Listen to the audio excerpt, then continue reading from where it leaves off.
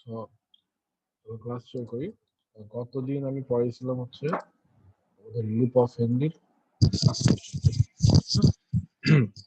So আমাদের renal ফিজিওলজিতে যেটা most important সেটা হচ্ছে পাম্প গুলা, মানে কোন টিউবুলে পিসিটি বা ডিসিটি বা থিক থিন লিম্বে বা মনে করো কালেক্টিং টিউবুলে কোথায় কোন পাম্প গুলো কাজ করতেছে, এটা হচ্ছে মোস্ট ইম্পর্টেন্ট, এবং পাম্পের মেকানিজম গুলো বুঝতে পারছো। সো এই ফিজিওলজি, এটা হচ্ছে বেস রেনাল ফিজিওলজি পাম্প গুলো। সো আমি যেরকম গত দিন তোমাদেরকে পড়াইছিলাম কি পাম্প থেকে কি পড়াইছি, প্রক্সিমাল কনভলিউটেড টিউবুলে যে পাম্প গুলো ছিল, আর হচ্ছে তোমার আর্লি প্রক্সিমাল টিউবুল পড়াইছি, লেট প্রক্সিমাল টিউবুলে যে পাম্প ছিল সেটা পড়াইছি। আজকে আমরা শুরু করবো হচ্ছে লুপ অফ হেনরি থেকে। ওকে, তো আমরা পড়তেছি মেইনলি সোডিয়াম ব্যালেন্স, এটা মনে রাখতে পারলে সোডিয়াম ব্যালেন্স পড়তেছি। সো লুপ অফ হেনরিতে আমাদের তিনটা সেগমেন্ট আছে, সেটা তোমরা সবাই জানো। একটা হচ্ছে থিন ডিসেন্ডিং লিম্ব, একটা থিন অ্যাসেন্ডিং লিম্ব, আর একটা হচ্ছে থিক অ্যাসেন্ডিং লিম্ব। সো এই তিনটা সেগমেন্টস মিলে আমাদের mainly responsible for counter current multiplication. Counter current multiplication জিনিসটা কি? কাউন্টার কারেন্ট মাল্টিপ্লিকেশন হচ্ছে এমন একটা মেকানিজম যেটা আমাদের ইউরিনের কনসেন্ট্রেশন এন্ড ডিলিউশনের জন্য দায়ী। ইউরিনের কনসেন্ট্রেশন আর ডিলিউশন মানে কি? ইউরিনের কনসেন্ট্রেশন মানে কনসেন্ট্রেটেড ইউরিন, মানে ইউরিনের ভলিউমটা খুব লো থাকবে। আর ডিলিউশন অফ ইউরিন মানে কি? ডিলিউটেড ইউরিন মানে কি? মানে হচ্ছে ইউরিনের ভলিউমটা অনেক বেশি থাকবে, বাট সেটা ডিলিউটেড থাকবে, তাই না? সেখানে হচ্ছে অসমল কম থাকবে, অসমোলারিটি কম থাকবে। আর কনসেন্ট্রেটেড ইউরিনে অসমোলারিটি বেশি থাকবে, যেগুলো আমরা পড়বো। সো খুবই হচ্ছে খুব ভালো মতো ইম্পর্টেন্স আজকে ক্লাসটা দিতে হবে, এবং ভালো মতো কনসেন্ট্রেশনটাও আজকে আমরা শেষ করার ট্রাই করবো ফিজিওলজি লেখা দেখো। সো দেখো, এরপর আমাদের যেটা ছিল থিন ডিসেন্ডিং লিম্ব আর থিন অ্যাসেন্ডিং লিম্ব, এই দুইটা লিম্ব হচ্ছে আমাদের মেইনলি, এই দুটো লিম্বের ফাংশনটা কি সেটা আমরা জানবো।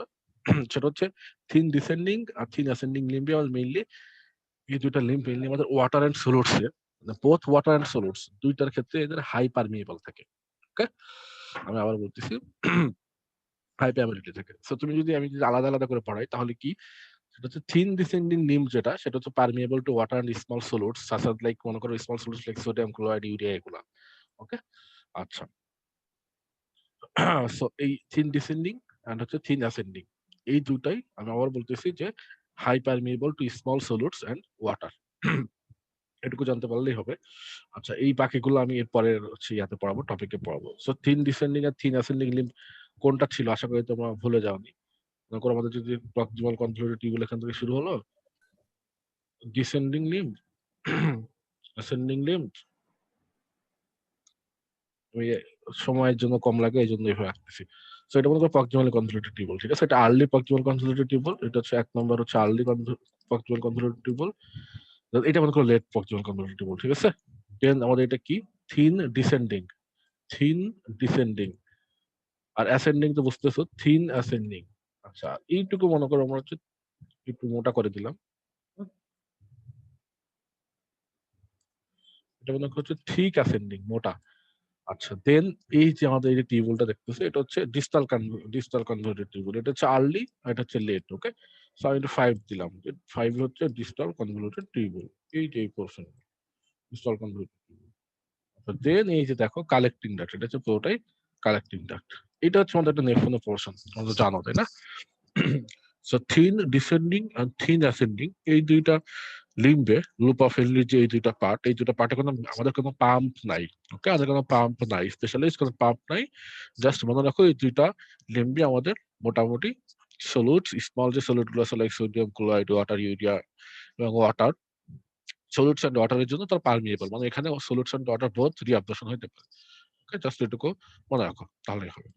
সো এখন আমরা আসি আমাদের যে মোস্ট ইম্পর্টেন্ট লিম্ফ কোনটা, সেটা হচ্ছে থিক অ্যাসেন্ডিং লিম্ফ। কেন থিক অ্যাসেন্ডিং লিম্ফের মধ্যে একটা পাম্প থাকে সেটা বলবো। সো দেখো থিক অ্যাসেন্ডিং লিম্ফ কি বলতেছে, যে আমাদের thick ascending limb reabsorbs significant amount of sodium by active mechanism. তোমাদেরকে পড়াইছিলাম কতদিন যে আমাদের যে প্রক্সিমাল কনভলিউটেড টিউবুলটা ছিল, যে প্রক্সিমাল কনভলিউটেড টিউবুল সোডিয়ামের কত পার্সেন্ট রিঅ্যাবজর্পশন করছিল বলো তো, মনে আছে কারো? ভাইয়া 67%। Very good. সো 67% আমাদের পিসিটিতে রিঅ্যাবজর্পশন হয়ে গেছে, তাই না? সেকেন্ড রিঅ্যাবজর্পশন হচ্ছে থিক অ্যাসেন্ডিং লিম্বে, থিন ডিসেন্ডিং আর থিন অ্যাসেন্ডিং কোনোটাতে কোনো রিঅ্যাবজর্পশন হয় নাই। থিক অ্যাসেন্ডিং লিম্বে এসে 25% আমাদের সোডিয়াম কি হচ্ছে রিঅ্যাবজর্পশন হচ্ছে। তাহলে প্রক্সিমাল কনভলিউটেড টিউবুলে যে 67% সোডিয়াম রিঅ্যাবজর্পশন হয়েছিল, অনেকগুলো পাম্প ছিল, সেগুলো তো পড়াইছি। তাহলে থিক অ্যাসেন্ডিং লিম্বে কি পাম্প আছে, তাই না? এটা হচ্ছে তোমাদেরকে জানতে হবে। এটা কতটা ইম্পর্টেন্ট আমি এমফাসাইজ করতে পারবো না, পাম্পটা অনেক বেশি ইম্পর্টেন্ট। তাহলে থিক অ্যাসেন্ডিং লিম্বে যে পাম্পটা থাকে সেটার নাম কি? সেটা হচ্ছে sodium potassium 2 chloride pump.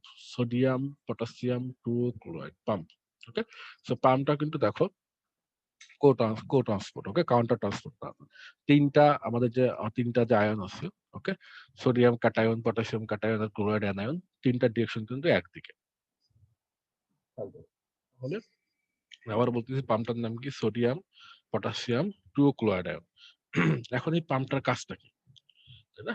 So এই পাম্পটা কোথায় আছে তুমি খেয়াল করো, যে আমি তোমাদেরকে বলছি, কদিন পড়াইছি, যে এই যে একটা স্ট্রাকচার, যে শিকার গুলো পড়াচ্ছি, এটা স্ট্রাকচারটা কি? সেটা হচ্ছে আমাদের যে মোস্ট লেফট সাইড, ওকে, মোস্ট যে লেফট সাইডে সেটা লুমেন থাকে। লুমেন মানে কি? মনে করো এটা হচ্ছে থিক অ্যাসেন্ডিং লিম্বের লুমেন, তাই না? এটা হচ্ছে থিক অ্যাসেন্ডিং লিম্বের লুমেন। তারপরে কি? এই লুমিনিয়াল মেমব্রেন, এটা হচ্ছে লুমিনিয়াল মেমব্রেন, আর এটা হচ্ছে ভ্যাসোলেটাল মেমব্রেন। সো লুমিনিয়াল মেমব্রেন থেকে আমাদের কি হচ্ছে? রিঅ্যাবজর্পশন গুলো হচ্ছে, তাই না? মনে করো এটা রিঅ্যাবজর্পশন হচ্ছে, থিক অ্যাসেন্ডিং লিম্ব রিঅ্যাবজর্পশন করে হচ্ছে। রিঅ্যাবজর্পশন করে নিয়ে কোথায় নিয়ে যাবে? থিক অ্যাসেন্ডিং লিম্বে সেলের মধ্যে নিয়ে যাবে। সেল থেকে কোথায় যাবে? ব্লাড হয়ে যাবে, বা যেটা কোনো পেরিটিউবুলার ক্যাপিলারি বলতেছি। এখানে যে মেমব্রেনটা থাকবে সেটাকে বলা হচ্ছে ভ্যাসোলেটাল মেমব্রেন। আমি আবার একবার বলে দিচ্ছি, কেননা এইটা যদি না বুঝো আসলে সবকিছুই পড়া লস হয়ে যাবে। সো তুমি চিন্তা করো, এটা কি ছিল? এটা হচ্ছে আমাদের থিক অ্যাসেন্ডিং লিম্ব ছিল, তাই না? আমি যদি আরেকবার ওদেরকে বোঝাই, বুঝতে পারলেই হচ্ছে, এত সুন্দর করে আঁকার প্রয়োজন নেই ফিগার। তো এই যে এটা মনে করো থিক, জাস্ট ইমাজিন করো, ঠিক আছে? এটা হচ্ছে থিক অ্যাসেন্ডিং লিম্ব। তাহলে এই যে দেখো, ভিতরটা হচ্ছে লুমেন, এর ভিতরটা হচ্ছে লুমেন, তাই না? তাহলে এইটা হচ্ছে লুমিনাল মেমব্রেন। আমাদের এটা হচ্ছে লুমিনাল যে ওয়াল, সেটা হচ্ছে লুমিনাল মেমব্রেন। যদি লুমিনাল মেমব্রেন থাকে, তাহলে এই যে লুমেন বা থিক অ্যাসেন্ডিং লিম্ব রিঅ্যাবজর্পশন করতেছে, কথাটা মানেটা কি? মানে হচ্ছে থিক অ্যাসেন্ডিং লিম্বের যে সেল, সেটা রিঅ্যাবজর্পশন করতেছে। এটা একটা সেল, ঠিক আছে? একটা ছিল। আর এইটা কি ছিল বলতো দেখি? পেরিটিউবুলার ক্যাপিলারি। এটা ছিল পেরিটিউবুলার ক্যাপিলারি, বা যেটা আমরা ব্লাড বলতেছি। তাহলে এই যে লুমেন থেকে রিঅ্যাবজর্পশন হয়ে কোথায় যাবে? লুমেন থেকে লুমিনাল মেমব্রেনের মাঝখানে, লুমিনাল মেমব্রেনের ভিতরে যে আমাদের ট্রান্সপোর্টারটা আছে, এটার নাম হচ্ছে সোডিয়াম পটাসিয়াম 2 ক্লোরাইড। এটা যে ট্রান্সপোর্টারটার নাম কি? সোডিয়াম পটাসিয়াম 2 ক্লোরাইড, তাই না? সোডিয়াম রিঅ্যাবজর্পশন হবে, পটাসিয়াম রিঅ্যাবজর্পশন হবে, 2 chloride and potassium 2 chloride and reabsorption হবে। সেগুলো রিঅ্যাবজর্পশনে কোথায় যাবে? সেলের ভিতরে ঢুকবে। সেল থেকে অন্য ট্রান্সপোর্টার দিয়ে তারা যাচ্ছে পেরিটিউবুলার ক্যাপিলারি বা ব্লাডে। আশা করি এখন বুঝতে পারছো। সো এইগুলো আমি এই জন্য এইভাবে তোমাদেরকে বোঝাচ্ছি ভেঙে ভেঙে। আমার এগুলো ফার্স্টে যখন থার্ড ইয়ারে পড়তাম, আমার একা বুঝতে কষ্ট হতো যে কোথায় যাচ্ছে কি যাচ্ছে। ওকে, the sodium potassium 2 chloride co-transporter, okay, co-transporter মানে বুঝতে পারতেছো 3 ion co-transporter। আচ্ছা, তাহলে এই যে আমাদের co-transporter-এর জন্য এনার্জি দরকার, তাই না? বলে এনার্জি দরকার একটা, অবভিয়াসলি এনার্জিটা কোথা থেকে পাবা? যেটা ওই যে আমাদের বেসোলেটাল যে মেমব্রেন থাকে, দেখো basolateral membrane always sodium potassium pump এটা প্রেজেন্ট থাকে। সেই সোডিয়াম পটাসিয়াম পাম্পের যে এটিপি, সেটাই আমাদের এই যে co-transporter-এ কাজ করে, ওকে, হেল্প করে। আচ্ছা, তাহলে কি হচ্ছে আমাদের পাম্পটা? কি হচ্ছে আমাদের পাম্পটার কাজটা কি? পাম্পটার কাজ হচ্ছে আমাদের, দেখো, যে অল থ্রি আয়নস আমাদের ট্রান্সপোর্ট হচ্ছে সেলের ভিতরে, তাই না? তাহলে সোডিয়াম রিঅ্যাবজর্পশন হচ্ছে, দেন পটাশিয়াম রিঅ্যাবজর্পশন হচ্ছে, হচ্ছে ক্লোরাইড রিঅ্যাবজর্পশন হচ্ছে।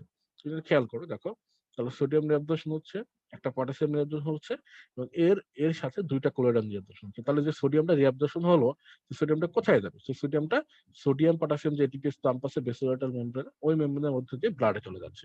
I hope that makes clear. Okay, তাহলে পটাশিয়াম আর ক্লোরাইড ফেট কি?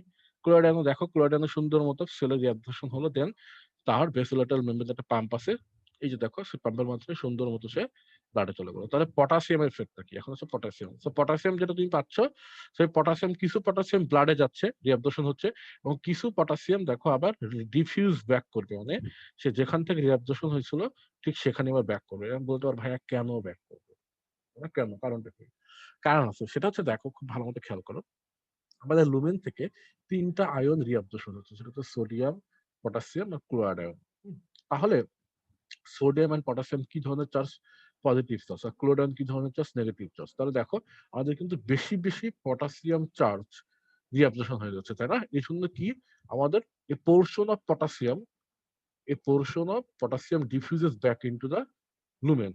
তাহলে লুমেনে ব্যাক করার কারণে আমাদের যে ট্রান্সপোর্টারটা, সেটা কি হচ্ছে? ইলেকট্রোজেনিক। ইলেকট্রোজেনিক হয়ে যাচ্ছে, ঠিক আছে, ইলেকট্রোজেনিক হয়ে যাচ্ছে।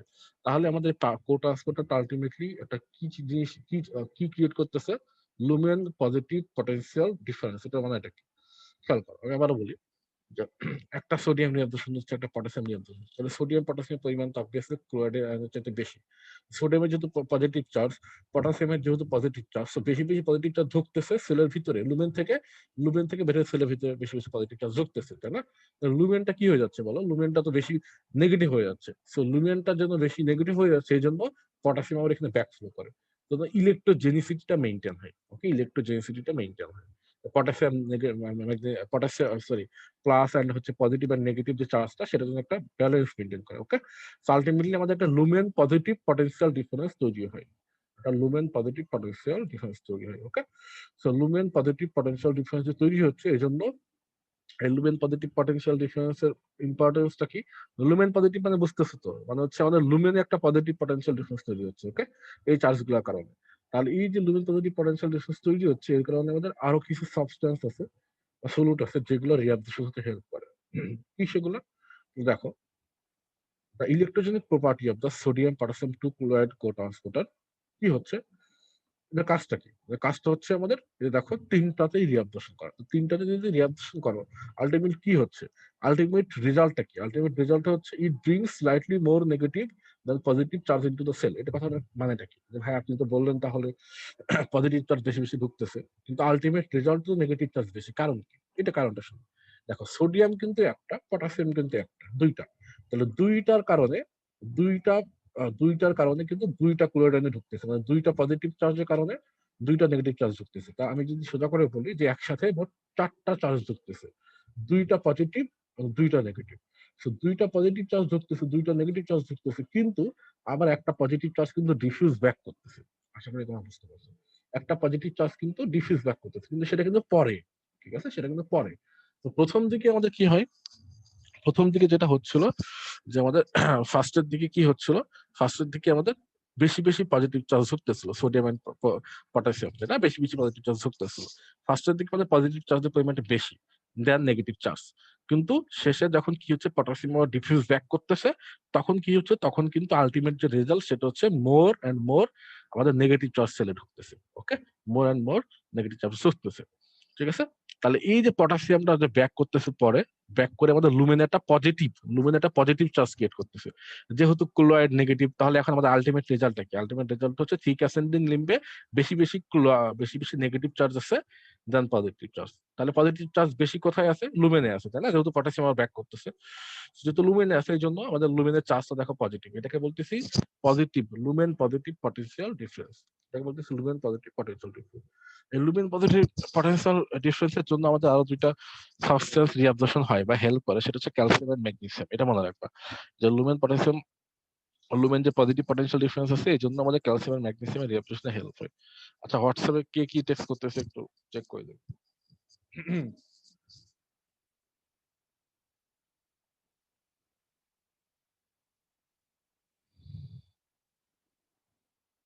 আচ্ছা, নেট ট্রাভেল করতেছে তো আমার তো কিছু করার নাই এখানে, তাই না? তোমার হচ্ছে স্ট্রং নেটওয়ার্ক ইউজ করতে হবে এখন। আমার নিজেই তো নেট ডিস্টার্ব করে, এখন আমার থাকি এমন একটা দেশে যেখানে নেট স্পিড অনেক কম। কিছু তো করার নেই, সত্যি কথা বলতে। তোমরা যেটা করবা সেটা হচ্ছে মোবাইল ডেটাতে ট্রাই করবা। আর যদি একটু বুঝতে অসুবিধা হয় যে 5 মিনিট 6 মিনিট সমস্যা হচ্ছে, তখন রেকর্ডিং এর সবাই ভালো মতো দেখে নিবা। তাছাড়া তো যখন সেকেন্ড টাইম যখন দেখবা তখন দেখে নিবা, তাছাড়া তো এরকম ওই নাই, তাই না? আচ্ছা, তো আমাদের এই যে লুপে আমাদের কোন কোন হচ্ছে ডায়োড একটা কাজ করে, এটা বোঝাটা অনেক ইম্পর্টেন্ট। তার আগে আমি যদি একবার সামারি করে দিই তোমাদের, আমি তাহলে একটু বুঝতে একটু অসুবিধা হবে, সুবিধা হবে। সো খেয়াল করো,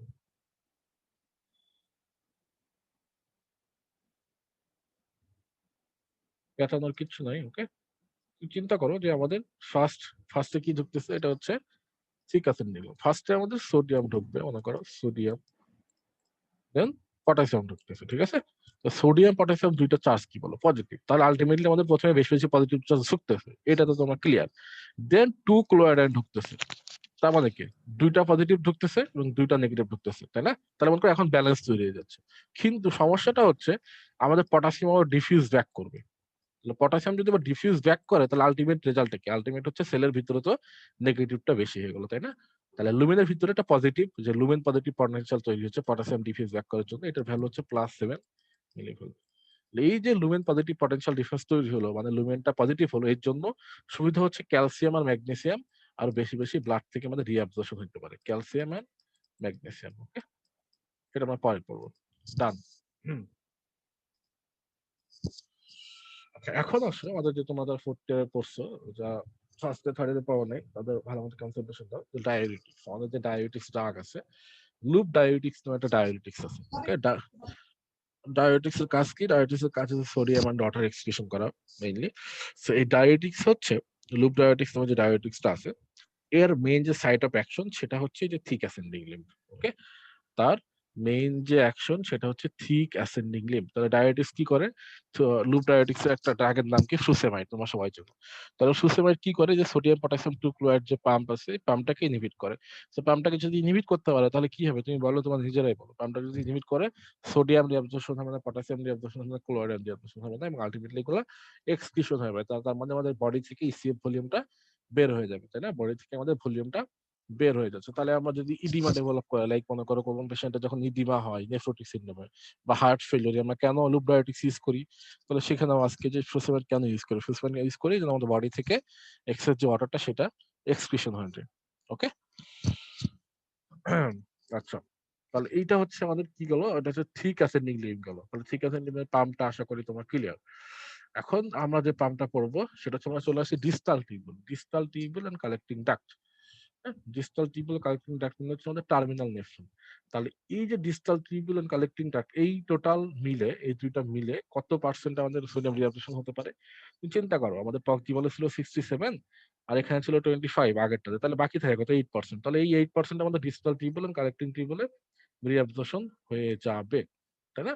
তাহলে আমরা ডিস্টাল টিউবুল এন্ড কালেক্টিং ডাক্টকে দুইটা ভাগে ভাগ করি। একটা হচ্ছে আর্লি ডিস্টাল টিউবুল, আবার বলতেছি, একটা হচ্ছে আর্লি ডিস্টাল টিউবুল, একটা হচ্ছে late distal tubule and collecting duct. দুটোকে এক করে ফেলবো। সো আর্লি ডিস্টাল টিউবুলে কি হচ্ছে? আর্লি ডিস্টাল টিউবুলে যে পাম্পটা থাকে সেটার নাম হচ্ছে sodium chloride, sodium chloride pump, sodium chloride pump. Okay, sodium মানে ক্লোরাইড। আর্লি ডিস্টাল টিউবুল আমাদের যে 8% বাকি থাকে সোডিয়াম রিঅ্যাবজর্পশন হতে, তার মধ্যে 5% হচ্ছে আর্লি ডিস্টাল টিউবুলের রিঅ্যাবজর্পশন হয়, আর বাকি যে 3% সেটা লেট ডিস্টাল টিউবুল কালেক্টিং ডাক্টের রিঅ্যাবজর্পশন হয়। ওকে, তাহলে আমাদের যে কো ট্রান্সপোর্টারের নাম কি? এটা কিন্তু কাউন্টার ট্রান্সপোর্টার না। কো ট্রান্সপোর্টার কেন? কারণ দুইটার ডিরেকশনই সেম। দুইটার ডিরেকশন দেখো, লুমেন থেকে নিয়ে গিয়ে সেলে ঢোকাবে। তাহলে এখানে আমাদের 5% ফিল্টার সোডিয়াম রিঅ্যাবজর্পশন হচ্ছে, তাই না? তাহলে আমাদের পাম্পটা কোথায় আছে? লুমিনাল মেমব্রেনে। লুমিনাল মেমব্রেনের যে পাম্পটা সেটার নাম কি? Sodium and potash, sodium and chloride pump. তাহলে sodium and chloride pump co transporter. তাহলে এই যে এনার্জিটা কোত্থেকে আসবে? এনার্জিটা কোত্থেকে আসবে? এনার্জিটা আসবে সোডিয়াম পটাশিয়াম এটিভ পাম্প থেকে। তাহলে সোডিয়াম ক্লোরাইড যে ক্লোরাইড যে ট্রান্সপোর্টার, কো ট্রান্সপোর্টার, তার মধ্যে সোডিয়াম ডিহাইড্রেশন হলো, সোডিয়াম ডিহাইড্রেশন হয়ে সোডিয়ামটা সেলে ঢুকলো, সোডিয়াম কোথায় যাবে? সোডিয়াম সেই সোডিয়াম পটাশিয়াম এইচপিএস পাম্পের মাধ্যমে এখন ব্লাডে চলে যাবে। আর আর যে ক্লোরাইড আয়নটা আমাদের হচ্ছে রিঅ্যাবজর্পশন হলো, সেটা ক্লোরাইড পাম্প দিয়ে ব্লাডে ঢুকে যাবে। ওকে, খুবই সোজা। আচ্ছা, তাহলে এখন আমাদের যে ডায়াবেটিক্সটা আসে, আর একটা ডায়াবেটিক্স সেটার নাম হচ্ছে থায়াজাইড, থায়াজাইড ডায়াবেটিক্স। এটাকে পড়ছি লুপ ডায়াবেটিক্স, এখন পড়বো হচ্ছে থায়াজাইড ডায়াবেটিক্স। তাহলে চিন্তা করো, আমাদের থায়াজাইড ডায়াবেটিক্স এর কাজটা কি? থায়াজাইড ডায়াবেটিক্স কি করে? থায়াজাইড ডায়াবেটিক্স যে সোডিয়াম যে ক্লোরাইড যে পাম্পটা আছে, sodium and chloride pump, sodium chloride পাম্পটাকে ইনহিবিট করা যায়। সোডিয়াম ক্লোরাইড পাম্প ইনহিবিট করলে কি হবে? সোডিয়াম আর ক্লোরাইড রিঅ্যাবজর্পশন হতে পারবে না, আলটিমেটলি এক্সক্রিশন হয়ে যাচ্ছে আমাদের বডি থেকে। ওকে, তাহলে তোমরা যে এতদিন পড়ছো যে diabetics side effect, like loop diabetics পড়ছো, লুপ ডায়াবেটিক্স সাইড ইফেক্ট কি পড়ছো? দেখি হাইপারনাট্রিমিয়া, হাইপোকালিমিয়া পড়ছো না? কেন হচ্ছে? এতদিন তো বুঝে পড়ছো না বুঝে পড়ছো সেটা জানি না। তো চিন্তা করো যে এক্সক্রিশন যেহেতু হয়ে যাচ্ছে তাহলে হাইপারনাট্রিমিয়া ডেভেলপ করবে। কারণ সোডিয়াম তো ব্লাডে ঢুকতে পারতেছে না, তাই না? পটাশিয়াম তো ব্লাডে ঢুকতে পারতেছে না। তাহলে কি হবে বলো? হাইপারনাট্রিমিয়া ডেভেলপ করবে, হাইপোক্যালিমিয়া ডেভেলপ করবে, হাইপোক্লোরিমিয়া ডেভেলপ করতে পারে, ক্লোরাইড আয়নের কনসেন্ট্রেশন যখন কমে যাবে। ওকে, তাহলে থায়াজাইড ডায়াবেটিস কি ডেভেলপ করতে পারে? সেম হাইপারনাট্রিমিয়া ডেভেলপ করতে পারে, হাইপোক্লোরিমিয়া ডেভেলপ করতে পারে। খুবই ইজি। আচ্ছা, এখন একটা কথা বলা হয়নি, আমি ইন্টেনশনালি স্কিপ করছি, সেটা দেখো। একটা জিনিস আমাদেরকে বুঝতে হবে যে আমাদের যে পাম্প, এই যে হচ্ছে নেফ্রনের কোন সেগমেন্ট, কোন সেগমেন্টটা কোথায় ইম্পারমিয়েবল, কিসের জন্য ইম্পারমিয়েবল। ওকে, কোন সেগমেন্টটা কিসের জন্য ইম্পারমিয়েবল। দেখো, তাহলে আমি যে ওয়াটার, আমরা মেইনলি ওয়াটার নিয়ে চিন্তা করব। আমাদের ওয়াটার কোন কোন সেগমেন্ট ইমপারমিয়েবল, মানে কোন কোন নেফ্রনের কোন কোন সেগমেন্ট ওয়াটার রিঅ্যাবজর্পশন করতে পারবে না, এটা বোঝাটা মোস্ট ইম্পর্টেন্ট। এটা সাহায্য করে মনে রাখবে। দেখো, ওয়াটার কিন্তু আমাদের মনে করো গ্লোমেরুলাস, ওখান থেকে ফিল্ট্রেশন হয়ে প্রক্সিমাল কনভলিউটেড টিউবুলার রিঅ্যাবজর্পশন হতে পারে, তাই না? প্রক্সিমাল কনভলিউটেড টিউবুলার রিঅ্যাবজর্পশন হতে পারে। থিন যে ডিসেন্ডিং লিম্ফ, সেখানেও রিঅ্যাবজর্পশন হতে পারে। থিন অ্যাসেন্ডিং লিম্ফ, সেখান থেকেও রিঅ্যাবজর্পশন হতে পারে। আচ্ছা, রিঅ্যাবজর্পশন হতে পারে মানেটা কি ভাই? আপনি কি বলতেছেন কিছু বুঝতেছি না। দেখো, আমি ফিগার একটু আগে বোঝাই এই পর্যন্ত, ওকে? এটা কি মানেটা হচ্ছে, মনে করো ওয়াটার যে আমাদের ফিল্ট্রেশন হলো, তাই না? ফিল্ট্রেশনে কোথায় ঢুকতেছে? প্রক্সিমাল কনভলিউটেড টিউবুলে ঢুকতেছে। তাহলে এই টিউবুল থেকে এখন আমাদের কোথায় কি হতে পারে? সেলস, এই টিউবুল থেকে আমাদের রিঅ্যাবজর্পশন হতে পারে। ওকে, ওয়াটারটা রিঅ্যাবজর্পশন হতে পারে, মানে ওয়াটারটা ব্লাডে ঢুকবে না। ওয়াটারটা রিঅ্যাবজর্পশনে কোথায় যাবে? ইসিএফ এ যাবে, এক্সট্রাসেলুলার ফ্লুইডে, তাই না? ব্লাডে ঢুকবে না, মেইন কথা হচ্ছে এটা। তাহলে আমাদের ওয়াটারটা রিঅ্যাবজর্পশন হইতে পারে। তাহলে ওয়াটার রিঅ্যাবজর্পশন হওয়া মানে পিসিডি থেকে ওয়াটার রিঅ্যাবজর্পশন হতে পারে। দেন থিন যে ডিসেন্ডিং লিম্ব আছে, এখান থেকে ওয়াটারটা রিঅ্যাবজর্পশন হতে পারে। মানে লুমেন, লুমেন থেকে যদি আমি ওয়াটার রিঅ্যাবজর্পশন না করি, সেটা কি হবে বলে? এক্সক্রিশন হয়ে যাবে। সব যদি এক্সক্রিশন হয়ে যায়, আমার বডি যদি ওয়াটারটা রিঅ্যাবজর্পশন না করে, তাহলে হাইপোভলিমিক শক ডেভেলপ করবে, তাই না? হাইপোভলিমিয়া হবে বডিতে। আচ্ছা, এই যে দেন দেখো, এবারে আমাদের যে এই যে উপরের যে পার্টটা আছে থিন অ্যাসেন্ডিং লিম্ব, সেখান থেকে ওয়াটার রিঅ্যাবজর্পশন হতে পারে। যখন আমাদের বডির দরকার, তখন সে ঠিক ওয়াটার রিঅ্যাবজর্পশন করে নিবে। কিন্তু আমাদের এই যে থিক অ্যাসেন্ডিং লিম্ব থেকে শুরু করে, thick ascending limb, early distal tubule, late distal tubule, collecting duct, এখান থেকে ওয়াটার রিঅ্যাবজর্পশন হতে পারবে না। কারণ হচ্ছে এই সেগমেন্ট গুলা ওয়াটার ইমপারমিয়েবল। আমি আবার বলতেছি, এই সেগমেন্ট গুলা water impermeable until and unless there is presence of ADH. যদি এডিএইচ এর প্রেজেন্স না থাকে, এডিএইচ মানে অ্যান্টি ডায়োরিটিক হরমোন, তোমরা সবাই জানো, সো এটার পরে আমরা ডিসকাস করবো আজকেই। সো সেটার প্রেজেন্স থাকলে আলাদা কথা। সো অ্যাজ এ হোল তুমি ইন জেনারেল মনে রাখবা যে এই সেগমেন্ট গুলা ওয়াটার ইমপারমিয়েবল। আশা করি বুঝতে পারছো, ঠিক আছে? তাহলে যে এখানে যে একটা কথা বলতেছি, দেখো, এই যে আমাদের একটু আগে পড়লাম যে থিক অ্যাসেন্ডিং লিম্বটা পড়লাম, এখানে কি বলতেছে? যে আমাদের এই যে থিক অ্যাসেন্ডিং লিম্বটাই ওয়াটারের সাথে ইমপারমিয়েবল, মানে ওয়াটার ইমপারমিয়েবল, তাই না? এটা হচ্ছে ওয়াটার ইমপারমিয়েবল। এই কথাটার মানেটা কি? ওয়াটার ইমপারমিয়েবল মানে হচ্ছে, মনে করো এই সেগমেন্ট থেকে ওয়াটার ইমপারমিয়েবল মানে হচ্ছে থিক অ্যাসেন্ডিং লিম্বের কথা চিন্তা করো। আমি একটু, এই যে এটা হচ্ছে আমাদের কি থিক অ্যাসেন্ডিং লিম্ব, ঠিক আছে? থিক অ্যাসিডিক লিম্ফ যদি ওয়াটার ইমপারমিয়েবল হয়, তো এখান থেকে মনে করো আমাদের যদি কোনো ডায়োটিক্স আমরা ইউজ না করি, মানে নর্মাল নর্মাল কেসে চিন্তা করো, যেখানে আমরা তো একটা নর্মাল বডিতে ডায়োটিক্স ইউজ করি না, তাই না? সো ডায়োটিক্স একটা প্যাথোলজি, সো ওটার কথা চিন্তা করো। নর্মাল স্টেটে কি হচ্ছে? নর্মাল ফিজিওলজিতে যেটা হচ্ছে আমাদের এই থিক অ্যাসিডিক লিম্ফে যেহেতু আমাদের পাম্প আছে, কি পাম্প আছে বলো? Sodium potassium chloride. তো সোডিয়াম পটাশিয়াম ক্লোরাইড আমাদের কি হচ্ছে? রিঅ্যাবজর্পশন হয়ে যাচ্ছে। খুব ভালো মতো খেয়াল করো, সোডিয়াম পটাশিয়াম টু ক্লোরাইড আমাদের রিঅ্যাবজর্পশন হয়ে যাবে, তাই না? কিন্তু ভাইয়া, তাহলে ওয়াটার কি করবে? ওয়াটার তো আমাদের রিঅ্যাবজর্পশন হচ্ছে না, তাই না? তাহলে ওয়াটার যেহেতু রিঅ্যাবজর্পশন হতে পারবে না, ওয়াটার যদি ইমপারমিয়েবল টু দিস সেগমেন্ট, তার মানে ওয়াটার আমাদের লুমেনের ভিতরে থেকে যাবে। এই জন্য আমরা এটাকে কি বলতেছি? তাহলে ওয়াটার যদি লুমেনের ভিতরে থেকে যায়, তাহলে তুমি বেশি বেশি ইউরিন পাস করবা, তাই না? তোমার ইউরিনটা কি হবে? ডিলিউটেড ইউরিন হবে। সো এই যে আমরা এই সেগমেন্টটাকে কি বলি? এই সেগমেন্টটাকে বলি মানে ডিলিউটিং সেগমেন্ট, মানে ডিলিউশন হচ্ছে। এখানে কি হচ্ছে? ডিলিউশন হচ্ছে। আমরা এগুলো আমি আবার বলবো যে ইউরিনের মেকানিজম পড়ানোর সময়। বাট আমি জাস্ট এখানে একবার বলে দিলাম যে যেহেতু আমরা থিক অ্যাসেন্ডিং পড়লাম, এটাকে কি বলতেছি? ডিলিউটিং সেগমেন্ট বলতেছি, ওকে? তো তুমি যদি চিন্তা করো, সেম ওইভাবে চিন্তা করো যে আমি যে আর্লি ডিস্টাল টিউবুল পড়লাম, এখন কি পড়লাম? Early distal tubule. এখানে কি পাম্প থাকে? সোডিয়াম ক্লোরাইড পাম্প থেকে, সোডিয়াম ক্লোরাইড। তাহলে তুমি সোডিয়াম ক্লোরাইড কি করতে পারতেছো? শুধুমাত্র রিঅ্যাবজর্পশন করতে পারতেছো, বাট ওয়াটার তো রিঅ্যাবজর্পশন করতে পারবে না, তার মানে ওয়াটার তো লুমিনের ভিতরে থেকে যাবে। সো এখানেও কিন্তু ওয়াটার কি চুরি করবে? ডিলিউশন করবে, তাই না? দেখো, থিক অ্যাসেন্ডিং লিম্ফকে আমরা ডিলিউটিং সেগমেন্ট বলতেছি, এবং আর্লি ডিস্টাল টিউবুল আমাদের ইমপারমিয়েবল টু ওয়াটার। সো এটাকে আমরা বলতেছি কর্টিক্যাল ডিলিউটিং সেগমেন্ট। আমি বলতে পারেন, ভাইয়া আপনি আর্লি ডিস্টাল টিউবুলকে কেন কর্টিক্যাল ডিস্টাল সেগমেন্ট বলতেছেন? কেন হচ্ছে থিকটাকে একটু আগে যেটা পড়ালেন সেটাকে কেন কর্টিক্যাল ডিলিউটিং সেগমেন্ট বলবেন না? কারণটা কি? কারণ হচ্ছে আমাদের এই যে দেখো, এই যে হচ্ছে থিক অ্যাসেন্ডিং লিম্ফ তো কর্টেক্স এর ভিতরে পড়ে, এটা মেডুলার ভিতরে পড়ে, কর্টেক্স মেডুলার মাঝামাঝি। কিন্তু early distal tubule totally cortex এর ভিতরে পড়ে, ওকে? টোটালি কর্টেক্স এর ভিতরে পড়ে। আমরা যে গতদিন পড়াইছিলাম হিস্টোলজি, টোটালি কর্টেক্স এর ভিতরে পড়ে, এজন্য এটাকে বলতেছে কর্টিক্যাল ডিলিউটিং সেগমেন্ট, ওকে? আশা করি বুঝতে পারছো। সেটা হচ্ছে early distal tubule call, early distal tubule পড়লাম আমরা এখন। এবার হচ্ছে late distal tubule and collecting duct, late distal tubule and collecting duct. So late distal tubule and collecting ডাক্টে আমাদের দুইটা সেল থাকে, একটা হচ্ছে প্রিন্সিপাল সেল, একটা হচ্ছে ইন্টারক্যালেটেড সেল। আমি আবার বলতেছি, লেট ডিস্টাল টিউবুলের মধ্যে মেইনলি দুইটা সেল থাকে, একটা হচ্ছে প্রিন্সিপাল সেল, একটা হচ্ছে ইন্টারকালেটেড সেল।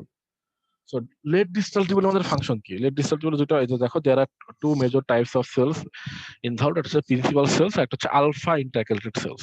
তাহলে আমরা এখানে কি জন্য আসছি? বলুন ভাই আমরা কেন এটা পড়াচ্ছি? আমরা সোডিয়াম রিঅ্যাবজর্পশন পড়াচ্ছি।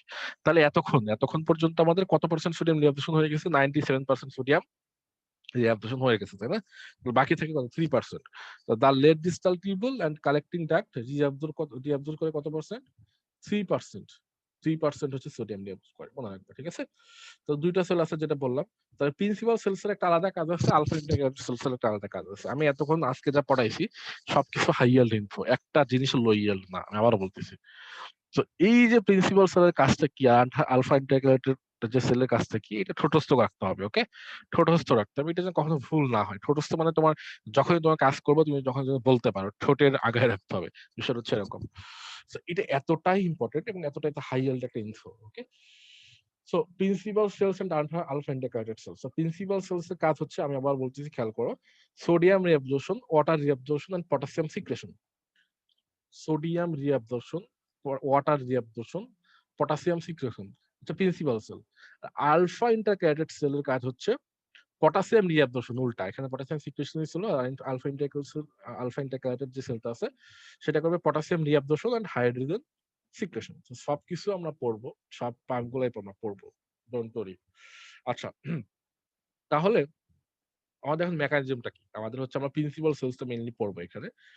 যে প্রিন্সিপাল সেলসটা পড়বো, আলফা ইন্টিগ্রেটেড সেলটা পটাশিয়ামে পড়বে পরে। ভাই কেন তাহলে আমরা এটা পড়বো? প্রিন্সিপাল সেলটা এখানে কেন পড়বো, আলফা ইন্টিগ্রেটেড এখানে কেন পড়বো না? এটা বাস করতে পারবো। দেখো আমরা পড়তেছি sodium, sodium reabsorption. Sodium reabsorption কোথায় হচ্ছে? সোডিয়াম রিঅ্যাবজর্পশন প্রিন্সিপাল সেলসে হচ্ছে। আলফা ইন্টিগ্রেটেড সেলে সোডিয়াম রিঅ্যাবজর্পশন হয় না, ওখানে শুধু পটাশিয়াম, ওখানে শুধু পটাশিয়াম রিঅ্যাবজর্পশন হয়, হাইড্রোজেন সিক্রেশন হয়।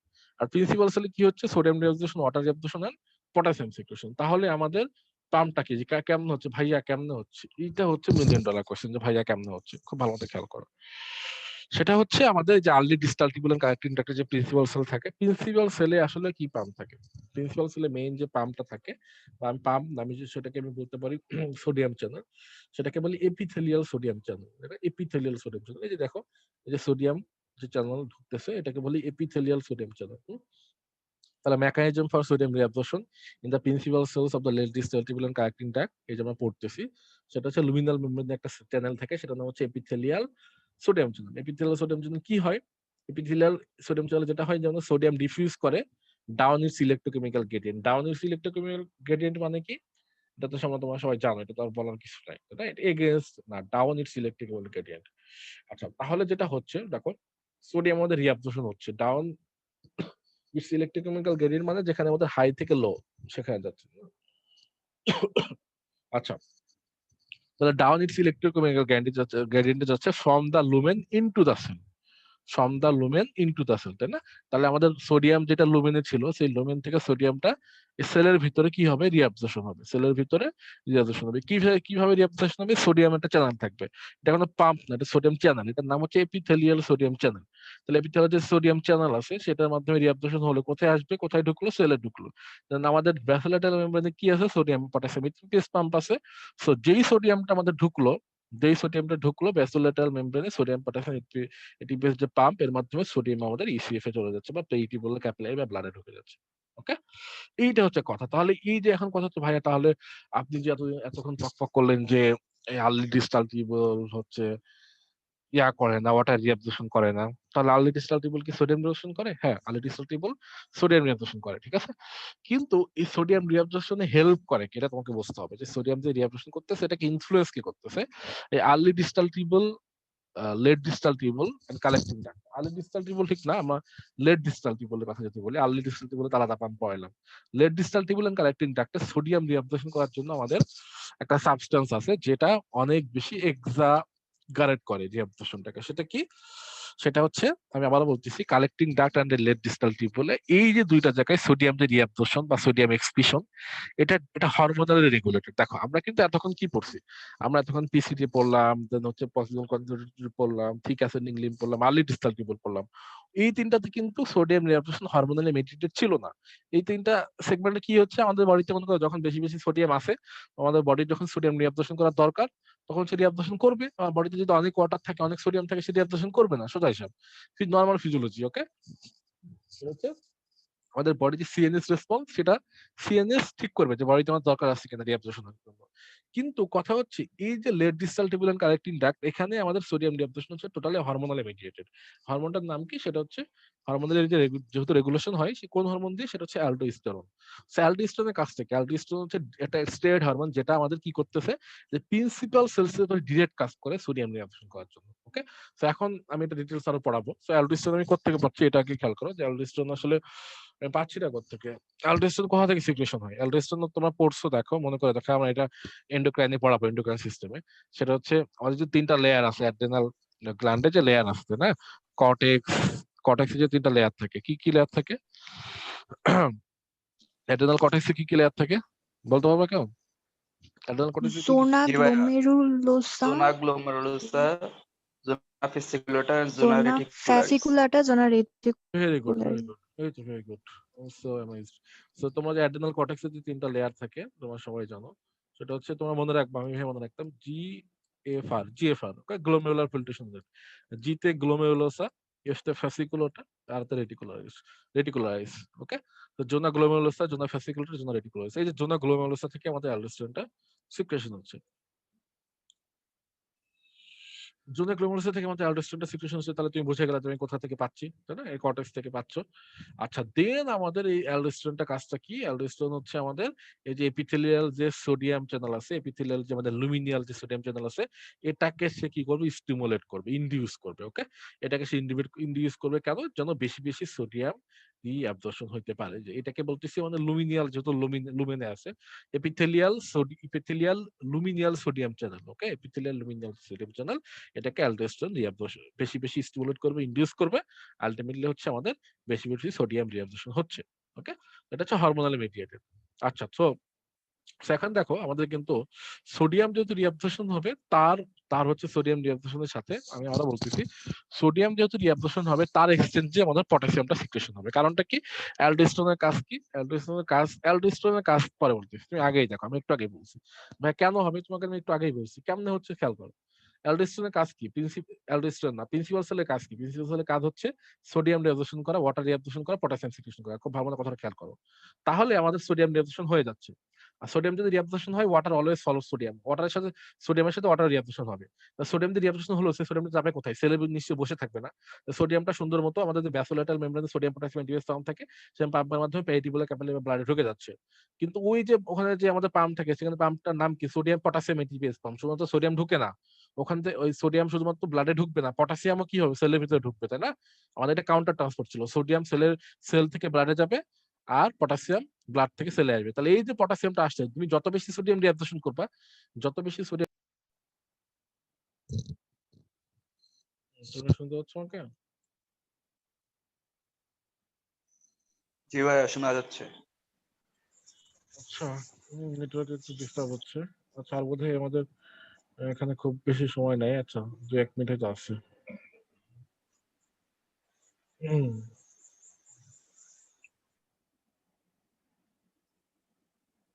আচ্ছা, যেটা পড়াচ্ছিলাম, সবাই আসছে, আই হোপ।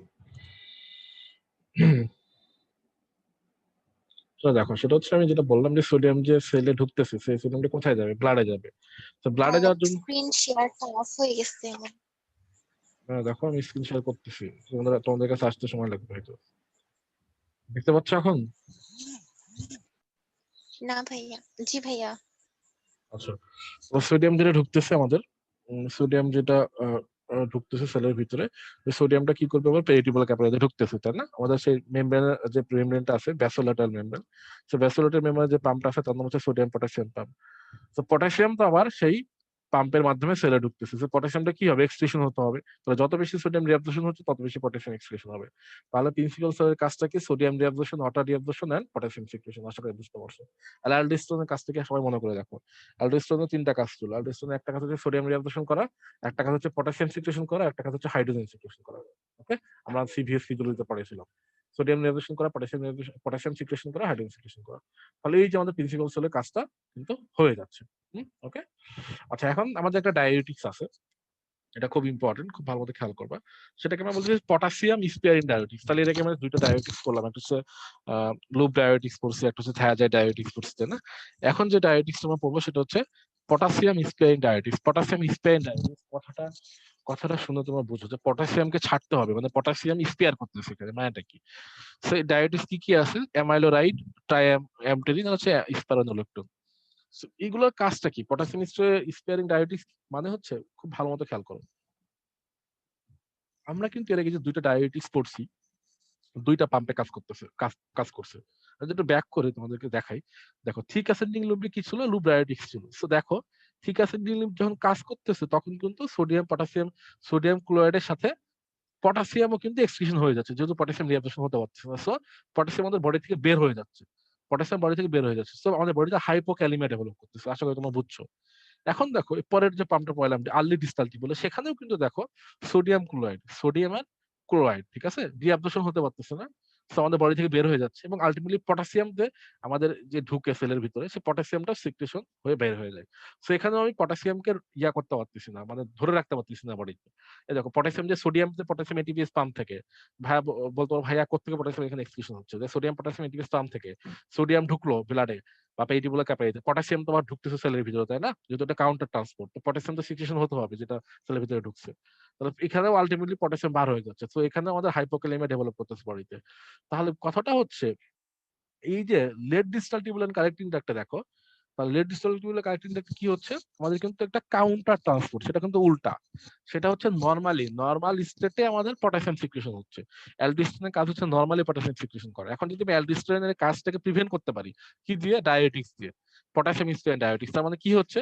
সেখানে সোডিয়াম রিঅ্যাবজর্পশন হতে পারবে না আর পটাশিয়াম সিক্রেশন হতে পারবে না। এটা কিন্তু সুন্দর মজার কথা, তাই না? এতক্ষণ বললেন ভাই, এর আগে যে 2টা পাম্পে পটাশিয়াম সিক্রেশন হয়ে যাচ্ছিল, এর আগে যে 2টা পাম্প